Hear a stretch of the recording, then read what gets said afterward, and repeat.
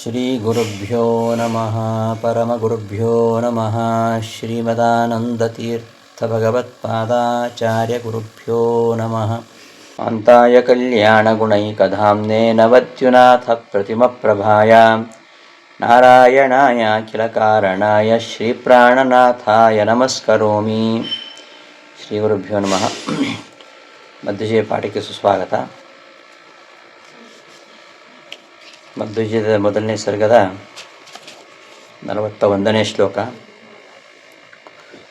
ಸಕೃಷ್ಣವರ್ತ್ಮಾ ವಿಜಯೇನ ಯುಕ್ತೋ ಮುಹುರ್ಮಹಾಹೇತಿಧರೋ ಪ್ರದೃಶ್ಯಃ ಭೀಷ್ಮದ್ವಿಜಾದ್ಯೈಃ ಅತಿಭೀಷಣಾಭಂ ವಿಪಕ್ಷಕಕ್ಷಂ ಕ್ಷಪಯನ್ವಿರೇಜೆ.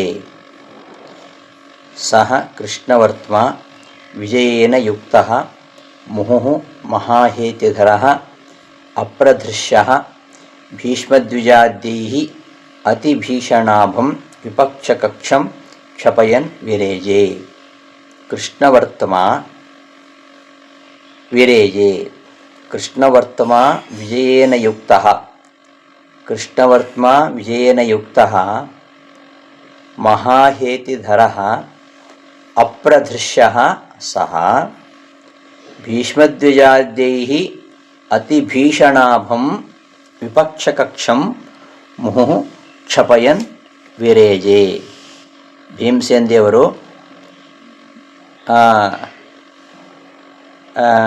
ಅತಿಭೀಷಣಾಭಂ ವಿಪಕ್ಷಕಕ್ಷಂ, ಅತಿಭೀಷಣಾಭಂ ಅತ್ಯಂತ ಭಯಂಕರವಾಗಿರತಕ್ಕಂತಹ ಕಾಂತಿಯುಳ್ಳ ಶತ್ರುಗಳೆಂಬ ಕಕ್ಷಂ, ವಿಪಕ್ಷಕಕ್ಷಂ ಶತ್ರುಗಳೆಂಬ ಕಾಡನ್ನು, ಶತ್ರುಗಳೆಂಬ ಕಾಡನ್ನು, ಎಂಥ ಕಾಡದು? ಅತಿಭೀಷಣಾಭಂ ಅತ್ಯಂತ ಭಯಂಕರವಾದ ಕಾಂತಿಯುಳ್ಳಂಥದ್ದು. ಯಾಕೆ ಅತ್ಯಂತ ಭಯಂಕರ ಅಂದರೆ ಭೀಷ್ಮಾದಿಗಳಿಂದ, ಭೀಷ್ಮದ್ರೋಣಾದಿಗಳಿಂದ ಅತ್ಯಂತ ಭಯಂಕರವಾಗಿರುವಂಥದ್ದು. ಭೀಷ್ಮದ್ರೋಣ ಮೊದಲಾದವರ ಬೆಂಬಲದಿಂದಾಗಿ ಆ ಯುದ್ಧ ಭಯಂಕರವಾಗಿತ್ತು. ಅಂತಹ ಆ ಯುದ್ಧ ಇರತಕ್ಕಂತಹ ಶತ್ರುಗಳೆಂಬ ಕಕ್ಷಂ, ವಿಪಕ್ಷ ಕಕ್ಷಂ, ವಿಪಕ್ಷ ಅಂದರೆ ಶತ್ರುಗಳು, ಶತ್ರುಗಳೆಂಬ ಕಕ್ಷಂ ಕಾಡನ್ನು ಮುಹುಹು ಬಹಳವಾಗಿ ಕ್ಷಪಯನ್ ನಾಶಗೊಳಿಸುತ್ತಾ ವಿರೇಜೆ ಪ್ರಕಾಶಿಸಿದರು. ಯಾರು? ಭೀಮಸೇನ ದೇವರು. ಭೀಮಸೇನ ದೇವರು ಕೃಷ್ಣವರ್ತಮಾ. ಕೃಷ್ಣವರ್ತಮ ಅಂದರೆ ಬೆಂಕಿ. ಮತ್ತು ಭೀಮನಿಗೆ ವಿಶೇಷಣ ಹೇಳುವಾಗ ವರ್ತಮ ಅಂದರೆ ದಾರಿ. ಕೃಷ್ಣನೇ ದಾರಿ ಇವನಿಗೆ.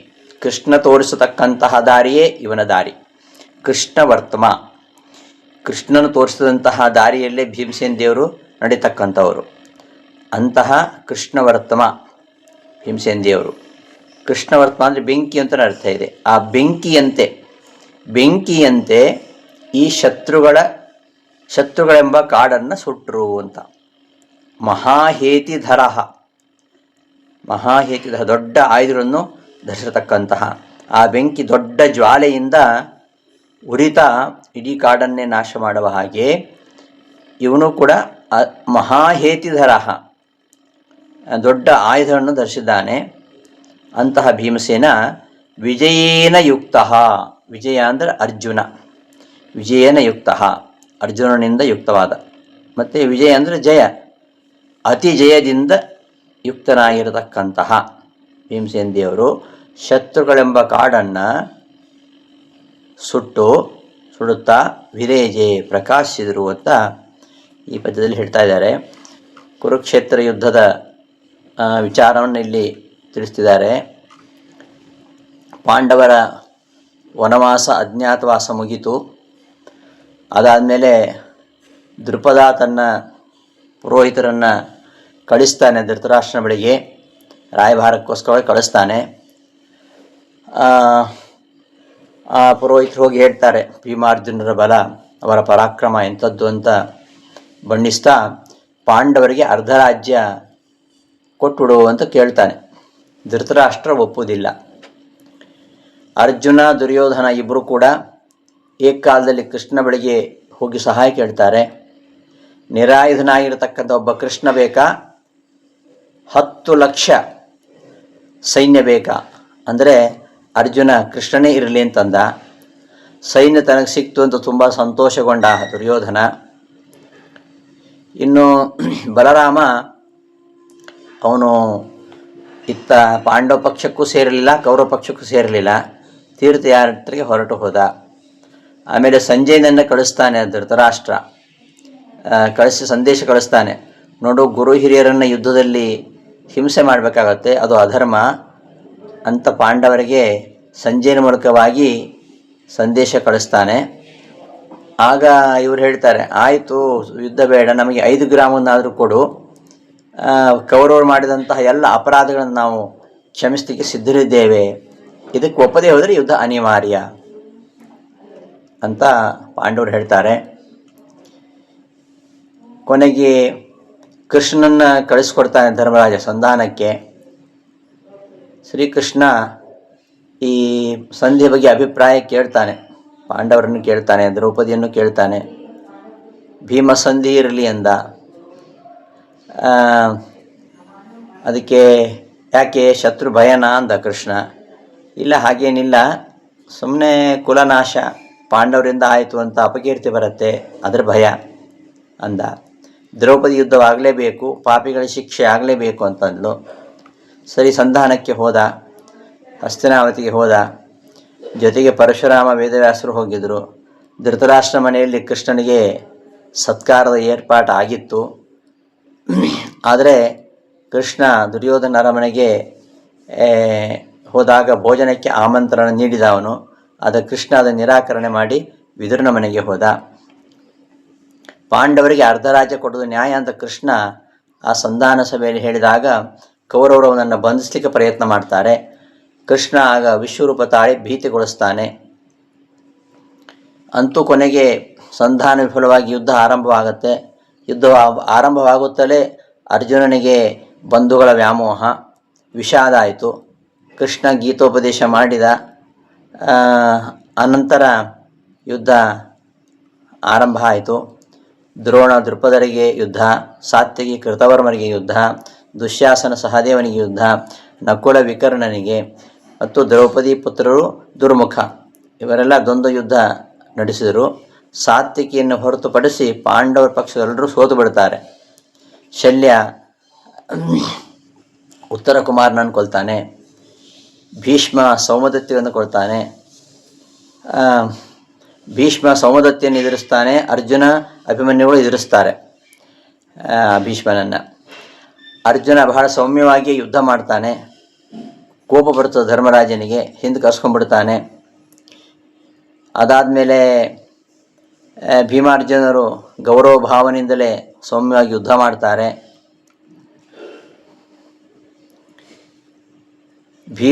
ಭೀಷ್ಮದ್ರೋಣರ ಸಾರಥಿಗಳನ್ನು ಕೆಡವಿ ವ್ಯೂಹ ಭೇದಿಸ್ತಾನೆ. 25 ಮಂದಿ ಧೃತರಾಷ್ಟ್ರನ ಮಕ್ಕಳನ್ನು ಸಂಹಾರ ಮಾಡ್ತಾನೆ. ದುರ್ಯೋಧನ ರಥವನ್ನು, ಆಯುಧವನ್ನು ಎಲ್ಲ ನಾಶ ಮಾಡಿ ಅವನನ್ನು ಗಾಯಗೊಳಿಸಿ ಮೂರ್ಛೆಗೊಳಿಸ್ತಾನೆ. ಈ ದೃಷ್ಟದ್ಯುಮ್ನಿಗೂ ದ್ರೋಣನಿಗೂ ಯುದ್ಧ ನಡೀತದೆ. ದೃಷ್ಟದ್ಯುಮ್ನ ಸಂಮೋಹನಾಸ್ತ್ರ ಪ್ರಯೋಗ ಮಾಡ್ತಾನೆ. ಅದನ್ನು ವಿಜ್ಞಾನಾಸ್ತ್ರದಿಂದ ದ್ರೋಣ ಶಮನಗೊಳಿಸ್ತಾನೆ. ದೃಷ್ಟದ್ಯುಮ್ನನ್ನು ದುರ್ಯೋಧನ ಬಹಳ ಪೀಡಿಸಿದಾಗ ಭೀಮ ದುರ್ಯೋಧನ ಮೇಲೆ ಆಕ್ರಮಣ ಮಾಡ್ತಾನೆ. ಹೀಗೆ ಯುದ್ಧ ನಡೀತದೆ. 6ನೇ ದಿವಸ ಭೀಷ್ಮ ಪರಾಜಿತನಾಗ್ತಾನೆ. ಮುಂದೆ ಅರ್ಜುನ ಮಗ ಇರಾವಂತನಿಗೂ ಶಕುನಿಯ ಸೋದರಿಗೂ ಯುದ್ಧ ಆಗುತ್ತೆ. ಶಕುನಿಯ ಸೋದರನ್ನೆಲ್ಲ ಇರಾವಂತ ಕೊಂದುಬಿಡ್ತಾನೆ. ಅಲಂಬುಸ ರಾಕ್ಷಸನಿಂದ ಅವನು ಕೊನೆ ಹತನಾಗ್ತಾನೆ. ಆಮೇಲೆ ಅಭಿಮನ್ಯು ದುರ್ಯೋಧನರ ಯುದ್ಧ ನಡೀತದೆ. ಅಭಿಮನ್ಯುವಿನ ಸಾರಥ್ಯನ ದುರ್ಯೋಧನ ಕೊಲ್ತಾನೆ. ಆಗ ಭೀಮ ದುರ್ಯೋಧನನ ಕುದುರೆಗಳನ್ನು ಕೊಂದು ಹಾಕ್ತಾನೆ. ಭೀಷ್ಮ 14,000 ಮಹಾರಥರನ್ನು ಕೊಲ್ತಾನೆ. ದ್ರೋಣ ವಿರಾಟನ ಮಗನಾಗಿರ್ತಕ್ಕಂತಹ ಶಂಕನನ್ನು ಕೊಲ್ತಾನೆ. ಇಷ್ಟಾಗಿ 10ನೇ ದಿವಸ ಭೀಷ್ಮನ ಪತನ ಆಗುತ್ತೆ. ಅನಂತರ ಕರ್ಣ ಬರ್ತಾನೆ.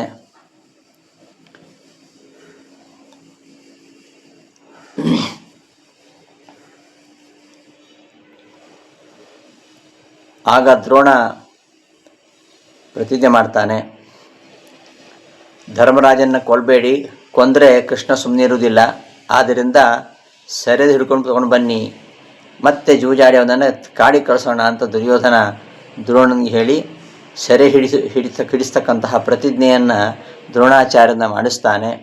ಆದರೆ ಭೀಮಾರ್ಜುನನ ರಕ್ಷಣೆ ಇದ್ದುದರಿಂದ ಧರ್ಮರಾಜನನ್ನು ಸೆರೆ ಹಿಡಲಿಕ್ಕೆ ದ್ರೋಣನಿಗೆ ಸಾಧ್ಯ ಆಗುವುದಿಲ್ಲ. ಕೊನೆಗೆ ಭೀಮನೊಂದಿಗೆ ಗದಾಯುದ್ಧ ಆಗುತ್ತೆ. ಅದರಲ್ಲಿ ಶಲ್ಯ ಮೂರ್ಛಿತನಾಗ್ತಾನೆ. ಅವನನ್ನು ಕೃಪ ರಥದಲ್ಲಿ ಕೂಡಿಸ್ಕೊಂಡು ಕರ್ಕೊಂಡು ಹೋಗ್ಬಿಡ್ತಾನೆ. ಈ ಧರ್ಮರಾಜನ ಸೆರೆ ಹಿಡಿಬೇಕಾದ್ರೆ ಅರ್ಜುನ ಅಲ್ಲಿ ಇರಬಾರ್ದು. ಅದಕ್ಕೋಸ್ಕರ ದ್ರೋಣ ಏನು ಮಾಡ್ತಾನೆ, ಧರ್ಮರಾಜನನ್ನು ಸೆರೆ ಹಿಡಿಬೇಕು ಅಂತ ಹಿಡ್ಲಿಕ್ಕೆ ಸುಲಭವಾಗಲಿ ಅಂತ ಸಂಶಪ್ತಕರು ಅಂತ ಸಂಶಪ್ತಕರು ಅವರು ಬರ್ತಾರೆ. ಅವರು ಅರ್ಜುನನನ್ನು ಆಕ್ರಮಿಸ್ತಾರೆ. ಅರ್ಜುನ ಬರೋದನ್ನು ತಡಿತಾರೆ.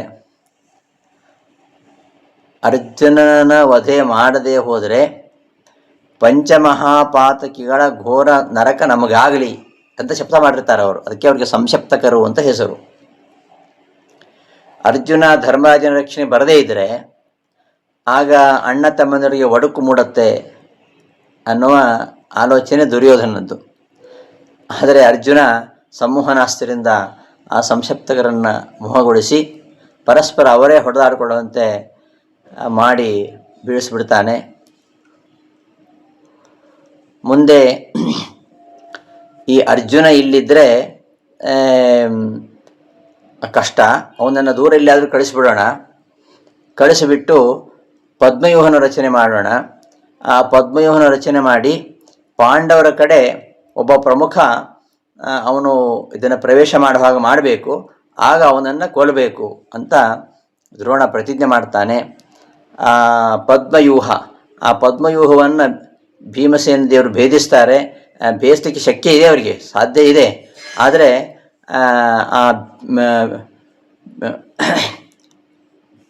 ಆ ಪದ್ಮವ್ಯೂಹವನ್ನು ಬೇಯಿಸಬೇಕಾದ್ರೆ ಅದಕ್ಕೊಂದು ಮಂತ್ರ ಇದೆ. ಆ ಮಂತ್ರವನ್ನು ಬಳಸಿದರೆ ಭೀಮಸೇನ ದೇವರು ಆ ವ್ಯೂಹವನ್ನು ಬೇಯಿಸಬಹುದು. ಆದರೆ ಅವರು ಯಾವತ್ತೂ ಈ ಕಾಮ್ಯಕರ್ಮವಾಗುವುದನ್ನು ಮಾಡೋದಿಲ್ಲ. ಅವರು ಕಾಮ್ಯಕರ್ಮ ಆಗಿಬಿಡತ್ತೆ. ಆ ಮಂತ್ರವನ್ನು ಬಳಸೋದು ಅದು ಕಾಮ್ಯಕರ್ಮ ಆಗಿಬಿಡತ್ತೆ ಅಂತ ಅದನ್ನು ಬಳಸಲಿಲ್ಲ. ಕೊನೆಗೆ ಅಭಿಮನ್ಯು ಭೇದಿಸ್ತಾನೆ. ಅಭಿಮನ್ಯು ಭೇದಿಸಿ ಒಳಗೆ ಪ್ರವೇಶ ಮಾಡ್ತಾನೆ. ಹಿಂದಿಂದ ಭೀಮ ಮುಂತಾದವರು ಪ್ರವೇಶಿಸದ ಹಾಗೆ ಶಿವನ ಒಂದು ವರ ಇದೆ ಜಯದ್ರಥನಿಗೆ. ಆದ್ದರಿಂದ ಆ ಜಯದ್ರಥ ತಡಿತಾನೆ.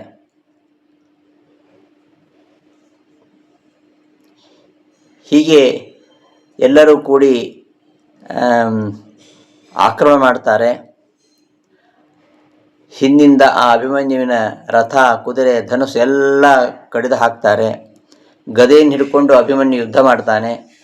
ಗದಾಧಾರಿಯಾಗಿರತಕ್ಕಂತಹ ದುಶ್ಯಾಸನನ ಮಗ, ಅವರಿಬ್ಬರು ಪರಸ್ಪರ ಹೊಡೆದಾಡ್ತಾರೆ. ಈ ಒಂದು ಜಯದ್ರಥನಿಂದಾಗಿ ಹೀಗೆ ಆದದ್ದು. ಜಯದ್ರಥ ತಡಿದೆ ಹೋಗಿದ್ದರೆ ಭೀಮ ಪ್ರವೇಶ ಮಾಡ್ತಿದ್ದ. ಭೀಮನ ಪ್ರವೇಶ ಮಾಡಿದ ಹಾಗೆ ಆ ಜಯದ್ರಥ ತಡೆದಿಂದಾಗಿ ಅಭಿಮನ್ಯುವನ್ನು ಸುಲಭವಾಗಿ ಕೊಲ್ಲಿಕ್ಕಾಯಿತು. ಅಭಿಮನ್ಯುವನ್ನು ದ್ರೋಣ ಕೊಲ್ಲೋದಿಲ್ಲ. ಯಾಕೆಂದರೆ ದ್ರೋಣನಿಗೆ ಭಯ, ಕೃಷ್ಣನ ಭಯ. ಅಭಿಮನ್ಯು ಕೊಂದ್ಬಿಟ್ರೆ ಕೃಷ್ಣ ಏನಾದರೂ ಮಾಡ್ತಾನೆ ಅಂತ ಭಯ. ಹಾಗಾಗಿ ದುಶ್ಯಾಸನ ಮಗನ ಮೂಲಕವಾಗಿ ಹೋರಾಡಿಸಿ ಕೊಲಿಸ್ಬಿಡ್ತಾರೆ. ಅರ್ಜುನ ಪ್ರತಿಜ್ಞೆ ಮಾಡಿದ, ನಾಳೆ ಸೂರ್ಯಾಸ್ತ ಆಗೋದ್ರೊಳಗೆ ಜಯದ್ರಥನ ವಧೆ ಮಾಡ್ತೇನೆ, ಇಲ್ಲದೆ ಹೋದರೆ ಅಗ್ನಿ ಪ್ರವೇಶ ಮಾಡ್ತೇನೆ ಅಂತ.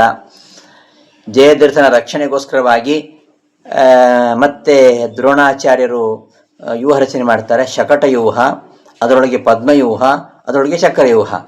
ಹೀಗೆ ಒಂದರೊಳಗೆ ಒಂದು 3 ವ್ಯೂಹಗಳನ್ನು ನಿರ್ಮಾಣ ಮಾಡ್ತಾರೆ. ಆ 3 ವ್ಯೂಹಗಳನ್ನು ಬೇಯಿಸ್ಕೊಂಡು ಹೋಗಬೇಕು. ಅರ್ಜುನ ಅದನ್ನು ಭೇದಿಸ್ತಾನೆ. ದೃಢಾಯು, ಅಚ್ಯುತಾಯು, ವಿಂದ, ಅನುವಿಂದ ಇವರನ್ನು ಹಾಗೂ ಶ್ರುತಾಯುಧನನ್ನು ಕೊಂದುಬಿಡ್ತಾನೆ. ದುರ್ಯೋಧನನ್ನು ಪರಾಭವಗೊಳಿಸ್ತಾನೆ. ಇಷ್ಟೆಲ್ಲ ಯುದ್ಧ ಹೀಗೆ ಮುಂದುವರಿಯುತ್ತೆ. ಆಮೇಲೆ ಭೀಮನಿಗೂ ಕರ್ಣನಿಗೂ ಯುದ್ಧ ಆಗತ್ತೆ. ಭೀಮನ ಜೊತೆಗೆ ಹೋರಾಟ ಮಾಡಿ ಕರ್ಣ ಸೋತು ಪಲಾಯನ ಮಾಡ್ತಾನೆ. ಆಮೇಲೆ ವಿಕರ್ಣ, ಚಿತ್ರಸೇನ ಮುಂತಾದವರು ಬರ್ತಾರೆ. 23 ಜನ ಧೃತರಾಷ್ಟ್ರ ಮಕ್ಕಳು. ಅವರು ಭೀಮನನ್ನು ಎದುರಿಸ್ತಾರೆ. ಭೀಮ ಆ ಎಲ್ಲ ಧೃತರಾಷ್ಟ್ರ ಪುತ್ರರ ತಲೆಯನ್ನು ಕತ್ತರಿಸಿ ಕರ್ಣನನ್ನು ಕೊಲ್ಲುವುದಿಲ್ಲ. ಕರ್ಣನ ಕುದುರೆ, ಸಾರಥಿ, ರಥ ಎಲ್ಲ ನಾಶ ಮಾಡಿ ಅವನನ್ನು ಪ್ರಾಣಾಪಾಯ ಸ್ಥಿತಿಗೆ ತಂದು ಓಡಿಸಿಬಿಡ್ತಾನೆ. ಕರ್ಣ ಅಳುತ್ತಾ ಓಡಿ ಹೋಗ್ಬಿಡ್ತಾನೆ. ಹೀಗೆ 21 ಬಾರಿ ಕರ್ಣನನ್ನು ಭೀಮ ಗೆಲ್ತಾನೆ. 22ನೇ ಬಾರಿ ಅವನ ಕವಚ ಕುಂಡಲನ್ನು ಕತ್ತರಿಸ್ತಾನೆ. ಆದರೆ ಪರಶುರಾಮನ ವರ ಇರೋದ್ರಿಂದ ಅದಕ್ಕೆ ಒಂದು ಮಾನ್ಯತೆ ನೀಡಬೇಕು ಅಂತ ಸೋತ ಹಾಗೆ ಭೀಮ ತೋರಿಸ್ಕೊಳ್ತಾನೆ. ಮುಂದೆ ಭೀಮ ಪ್ರತಿಜ್ಞೆ ಮಾಡ್ತಾನೆ. ಯಾರು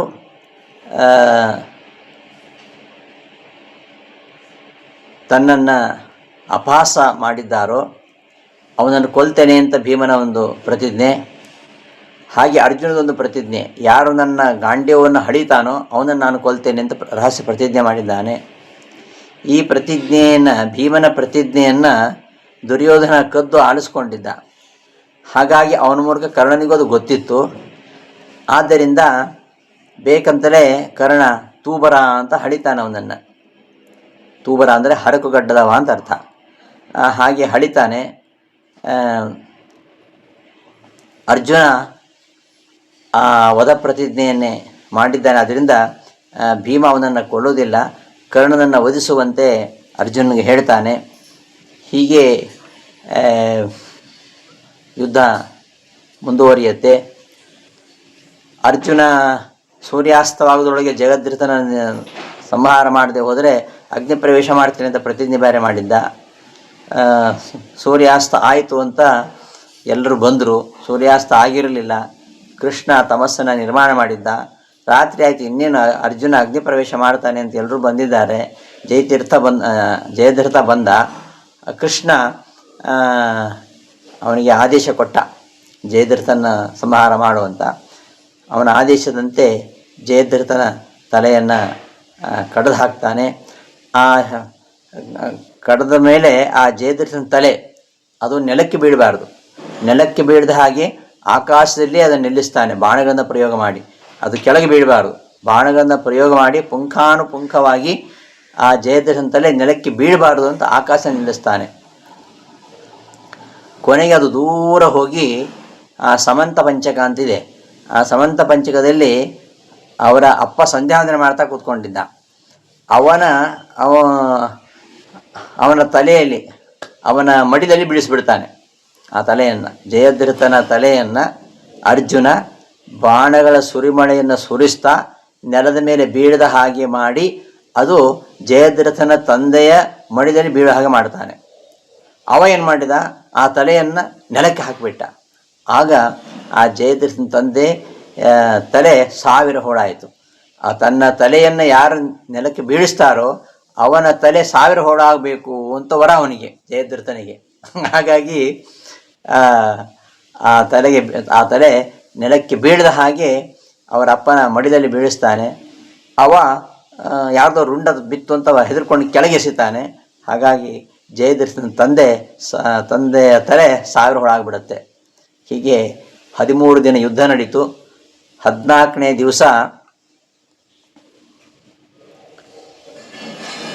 ಯುದ್ಧದಲ್ಲಿ ಭೀಮ ಕರ್ಣರಥವನ್ನು ಪುಡಿ ಮಾಡ್ತಾನೆ. ಯಾಕೆಂದರೆ ಅವ ಭೀಮನನ್ನು ಕೃಷ್ಣನ ಬಗ್ಗೆ ಅವಮಾನದ ಮಾತನಾಡಿರ್ತಾನೆ. ಅದಕ್ಕೋಸ್ಕರವಾಗಿ ಭೀಮ ಕರ್ಣನ ಎದುರಿನಲ್ಲಿಯೇ ದುಷ್ಕರ್ಣ ಮತ್ತು ಕರ್ಣ ಅಂತಿಬ್ಬರು ಧೃತರಾಷ್ಟ್ರನ ಮಕ್ಕಳು, ಅವರಿಂದ ಕಾಲಿನಿಂದ ತುಳಿದು ಸಾಯಿಸ್ತಾನೆ. ಕಾಳಿಂಗ ಅಂತ ಇನ್ನೊಬ್ಬ, ಅವನನ್ನು ಮುಷ್ಟಿಯಿಂದ ತುಳಿದು ಸಾಯಿಸ್ತಾನೆ. ಕೊನೆಗೆ ಗದೆಯಿಂದ ಕರ್ಣನ ರಥವನ್ನು ಪುಡಿ ಮಾಡಿ, ಅರ್ಜುನಿಗೋಸ್ಕರ ನಿನ್ನನ್ನು ಬಿಟ್ಟಿದ್ದೇನೆ, ಇಲ್ಲದೆ ಹೋದರೆ ಈ ಗದೆ ಪುಡಿ ಮಾಡಿದ ಹಾಗೆ ನಿನ್ನನ್ನು ಕೂಡ ಪುಡಿ ಮಾಡ್ತಾ ಇದ್ದೆ ಅಂತ ಸೂಚನೆ ಕೊಡ್ತಾನೆ. ಕೊನೆ ಕರ್ಣ ಸಹದೇವನನ್ನು ವಿರಥನನ್ನಾಗಿ ಮಾಡಿ ಕುತ್ತಿಗೆಗೆ ಬಿಲ್ಲು ಸಿಕ್ಕಿಸಿ ಅಪಹಾಸ್ಯ ಮಾಡ್ತಾನೆ.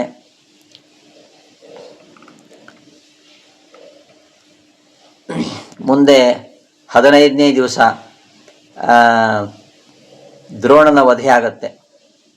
ದ್ರೋಣನ ವಧೆ ಆದ ಮೇಲೆ ಅಶ್ವತ್ಥಾಮ ಬರ್ತಾನೆ. ಅಶ್ವತ್ಥಾಮ ನಾರಾಯಣಾಸ್ತ್ರವನ್ನು ಪ್ರಯೋಗ ಮಾಡ್ತಾನೆ. ಎಲ್ಲ ಪಾಂಡವರು ಆಯುಧ ಕೆಳಗಿಟ್ಟು ಅಸ್ತ್ರಕ್ಕೆ ತಲೆಬಾಗಿ ತಮ್ಮನ್ನು ಕಾಪಾಡಿಕೊಳ್ಳಿ ಅಂತ ಕೃಷ್ಣ ಹೇಳ್ತಾನೆ. ಆದರೆ ಭೀಮ ಹಾಗೆ ಮಾಡಲಿಲ್ಲ. ಹಾಗೆ ಮಾಡೋದು ಇದು ಶುದ್ಧ ಕ್ಷತ್ರಿಯ ಧರ್ಮ ಅಲ್ಲ ಅಂತ ಅವ ತಲೆಬಾಗುವುದಿಲ್ಲ. ಆ ಅಸ್ತ್ರ ಭೀಮನನ್ನೇ ಆಕ್ರಮಿಸುತ್ತೆ. ಆದರೆ ಅವನೇ ಅದಕ್ಕೆ ಅಭಿಮಾನಿ. ಆದ್ದರಿಂದ ಬೆಂಕಿಯ ನಡುವೆ ಬೆಂಕಿ ಇದ್ದ ಹಾಗಾಗತ್ತೆ. ಒಂದು ಬೆಂಕಿ, ನಾರಾಯಣಾಸ್ತ್ರ ಎಂಬ ಬೆಂಕಿ, ಭೀಮಸೇನ ಮತ್ತೊಂದು ಬೆಂಕಿಯೊಳಗೆ ಬೆಂಕಿ ಇದ್ದರೆ ಏನಾಗುತ್ತೆ? ಏನೂ ಆಗೋದಿಲ್ಲ. ಹಾಗಾಗಿ ಭೀಮನಿಗೆ ಏನೂ ಆಗುವುದಿಲ್ಲ. ಕೊನೆಗೆ ಅರ್ಜುನ ವಾರಣಾಸ್ತ್ರನ ಪ್ರಯೋಗಿಸ್ತಾನೆ. ಆಮೇಲೆ ಕೃಷ್ಣಾರ್ಜುನರು ಭೀಮನ ರಥ ಹತ್ತಿ ಅವನ ಆಯುಧವನ್ನು ಕಸಿದು ತಲೆಯನ್ನು ಬಾಗಿಸ್ತಾರೆ. ಅಸ್ತ್ರ ಶಾಂತವಾಗತ್ತೆ. ಆಮೇಲೆ ಅಶ್ವತ್ಥಾಮ ಆಗ್ನೇಯಾಸ್ತ್ರ ಪ್ರಯೋಗಿಸ್ತಾನೆ. ಆಗ ಕೃಷ್ಣ ರಥವನ್ನು ಮೇಲೆ ಎತ್ತರಕ್ಕೆ ಹಾರಿಸಿಬಿಡ್ತಾನೆ. ಅಸ್ತ್ರದಿಂದ ಪಾರು ಮಾಡ್ತಾನೆ. ಹೀಗೆ ಯುದ್ಧ ನಡೆಯುತ್ತೆ. ಮುಂದೆ 16ನೇ ದಿನದ ಯುದ್ಧದಲ್ಲಿ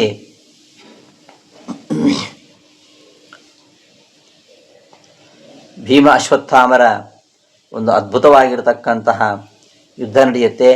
ಆ ಒಂದು ಯುದ್ಧದಲ್ಲಿ ಅಶ್ವತ್ಥಾಮ ಮೂರ್ಛಿತನಾಗಿ ಹೊರಟು ಹೋಗ್ತಾನೆ. ಕರ್ಣ ನಕುಲ್ ಮೇಲೆ ಆಕ್ರಮಣ ಮಾಡ್ತಾನೆ. ಮುಂದೆ 17ನೇ ದಿನ ಯುದ್ಧದಲ್ಲಿ ಕರ್ಣನಿಗೆ ಸಾರಥಿಯಾಗಿ ಶಲ್ಯ ಬಂದಿರ್ತಾನೆ. ಕರ್ಣನ ತೇಜೋವಧಿಯನ್ನು ಶಲ್ಯ ಮಾಡ್ತಾನೆ. ಕರ್ಣ ಧರ್ಮರಾಜನನ್ನು ರಥರಹಿತನಾಗಿ ಮಾಡಿ ಬಿಲ್ಲನ್ನು ಕುತ್ತಿಗೆ ಹಾಕಿ ಅವನನ್ನು ಕೃಷ್ಣ ಹಳಿತಾನೆ. ಇದನ್ನು ನೋಡಿ ಭೀಮನಿಗೆ ಸಿಟ್ಟು ಬರ್ತದೆ. ದುರ್ಯೋಧನನ ರಥವನ್ನು ಪುಡಿ ಮಾಡಿ ಕರ್ಣ ಇದ್ದ ಕಡೆಗೆ ಧಾವಿಸಿ ಬಂದು ತನ್ನ ಬಾಣಗಳಿಂದ ಅವನನ್ನು ಮೂರ್ಛೆಗೊಳಿಸ್ತಾನೆ. ಅವನ ನಾಲಿಗೆಯನ್ನು ಕೊಯ್ಯಬೇಕು ಅಂತ ಅನ್ಕೋತಾನೆ. ಆದರೆ ಅವನು ಅರ್ಜುನ ಗುರಿ ಅಂತ ಹಾಗೆ ಮಾಡೋದಿಲ್ಲ. ಮುಂದೆ ಅರ್ಜುನ ಅಶ್ವತ್ಥಾಮರಿಗೆ ಯುದ್ಧ ಆಗತ್ತೆ. ಅನಂತರ ದೃಷ್ಟದ್ಯುಮ್ನ ಅಶ್ವತ್ಥಾಮರಿಗೆ ಯುದ್ಧ ಆಗತ್ತೆ.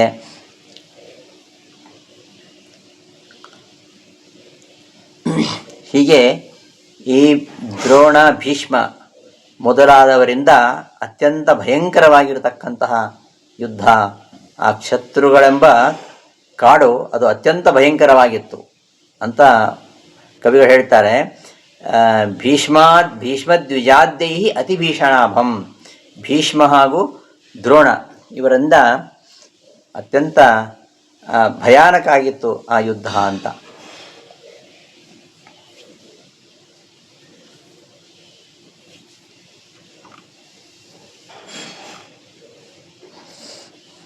ಅಂತಹ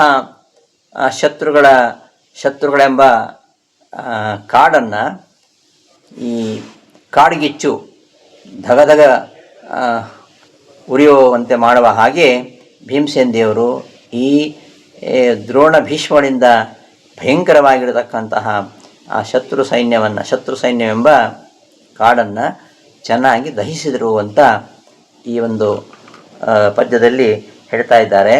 ಸಹ ಕೃಷ್ಣವರ್ತಮ, ಕೃಷ್ಣ ತೋರಿಸ್ತಕ್ಕಂತಹ ಮಾರ್ಗ. ಕೃಷ್ಣನೇ ಇಲ್ಲಿ ದಾರಿ ತೋರ್ತಾ ಇರೋದು. ಅಭಿಮನ್ಯುವಿನ ಪ್ರಸಂಗ ಇರ್ಬೋದು, ಅಥವಾ ಭೀಮಕರ್ಣರ ಪ್ರಸಂಗ ಇರ್ಬೋದು, ಅಥವಾ ಅಶ್ವತ್ಥಾಮ ನಾರಾಯಣಾಸ್ತ್ರ ಪ್ರಯೋಗ ಮಾಡಿದಂಥ ಸಂದರ್ಭ ಇರ್ಬೋದು. ಆ ಎಲ್ಲ ಸಂದರ್ಭದಲ್ಲಿಯೂ ಕೂಡ ಕೃಷ್ಣ ಹೇಳಿದಂತೆ ಇವರೆಲ್ಲ ನಡೆದರು. ಅದರಿಂದ ಕೃಷ್ಣವರ್ತಮ, ಕೃಷ್ಣ ತೋರಿದ ದಾರಿಯಲ್ಲಿ ನಡೀತಕ್ಕಂಥವರು ಇವರು ಭೀಮಸೇನ ದೇವರು. ಕೃಷ್ಣನ ಮನಸ್ಸನ್ನು ಅರಿತುಕೊಂಡವರು. ಕೃಷ್ಣನ ತಲೆಯಲ್ಲಿ ಏನಿದೆ ಅದು ಚೆನ್ನಾಗಿ ಗೊತ್ತು ಭೀಮಸೇನ ದೇವರಿಗೆ. ಆದ್ದರಿಂದ ಕೃಷ್ಣನ ದಾರಿಯೇ ಭೀಮನ ದಾರಿ. ಅಂತಹ ಕೃಷ್ಣವರ್ತಮ ಕೃಷ್ಣ ತೋರಿಸಿದಂತಹ ಮಾರ್ಗವುಳ್ಳ ಮತ್ತೊಂದು ಬೆಂಕಿ, ಕೃಷ್ಣ ವರ್ತಮಾನದ ಬೆಂಕಿ. ಆ ಬೆಂಕಿಯು ವಿಜಯೇನ ಅರ್ಜುನನಿಂದ ಅತಿಶಯವಾದ ಜಯದಿಂದ ಯುಕ್ತ ಕೂಡಿದವನಾಗಿ ಮಹಾಹೇತಿಧರ ದೊಡ್ಡ ದೊಡ್ಡ ಆಯುಧಗಳನ್ನು ಧರಿಸತಕ್ಕಂತಹ ಅಪ್ರದೃಶ್ಯ ಯಾರಿಂದಲೂ ನಾಶ ಮಾಡಲು ಅಶಕ್ತರಾಗಿರತಕ್ಕಂತಹ, ಯಾರಿಂದಲೂ ನಾಶ ಮಾಡಲು ಅಶಕ್ತರಾಗಿರತಕ್ಕಂತಹ ಸಹ ಆ ಭೀಮಸೇನ ದೇವರು ಭೀಷ್ಮ ದ್ವಿಜಾದೇಹಿ, ಭೀಷ್ಮ ದ್ರೋಣ ಇವರುಗಳಿಂದ, ಇವರೇ ಮೊದಲಾದವರಿಂದ ಭೀಷ್ಮ, ದ್ರೋಣ, ಶಲ್ಯ, ಜಯದ್ರಥ, ಅಶ್ವತ್ಥಾಮ, ಯಾರು ಸಾಮಾನ್ಯರಲ್ಲ ಇವರು, ಅವರಲ್ಲ. ಭೀಷ್ಮ ದ್ವಿಜಾದೇಹಿ, ಭೀಷ್ಮ, ದ್ರೋಣ, ಕರ್ಣ, ಅಶ್ವತ್ಥಾಮ, ಜಯದ್ರಥ. ನೋಡಿ, ಜಯದ್ರಥನಿಗಿದ್ದಂತಹ ವರ, ಅವನ ತಲೆಯನ್ನು ಯಾರು ನೆಲಕ್ಕೆ ಬೀಳಿಸ್ತಾರೋ ಅವ್ರ ತಲೆ 1000 ಹೋಳಾಗ್ತದಂದರೆ ಯಾರಿಗೆ ಅವನನ್ನು ಕೊಲ್ಲೋ ಧೈರ್ಯ ಇದೆ? ಹಾಗಾಗಿ ಅರ್ಜುನ ಅವನ ತಲೆಯನ್ನು ಕಡಿದು ಅದು ನೆಲಕ್ಕೆ ಬೀಳದ ಹಾಗೆ ಅದರ ಮೇಲೆ ಬಾಣಗಳ ವರ್ಷಣ ಮಾಡಿ ಅದು ಶಮಂತ ಪಂಚಕಕ್ಕೆ ಹೋಗಿ ಅವರ ಅಪ್ಪನ ಮಡೆಯಲ್ಲಿ ಬೀಳುವಂತೆ ಮಾಡಬೇಕು ಅಂದರೆ ಅವನ ಒಂದು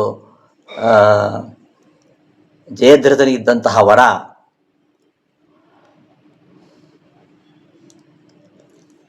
ಹಾಗಾಗಿ ಇವರಿಂದ ಅತ್ಯಂತ ಭಯಂಕರವಾಗಿರುವಂಥದ್ದು ಭೀಷ್ಮ, ದ್ರೋಣ, ಕರ್ಣ, ಜಯದ್ರಥ, ಶಲ್ಯನೂ ಸಾಮಾನ್ಯನಲ್ಲ. ಇಂತಹ ಇವರುಗಳಿಂದ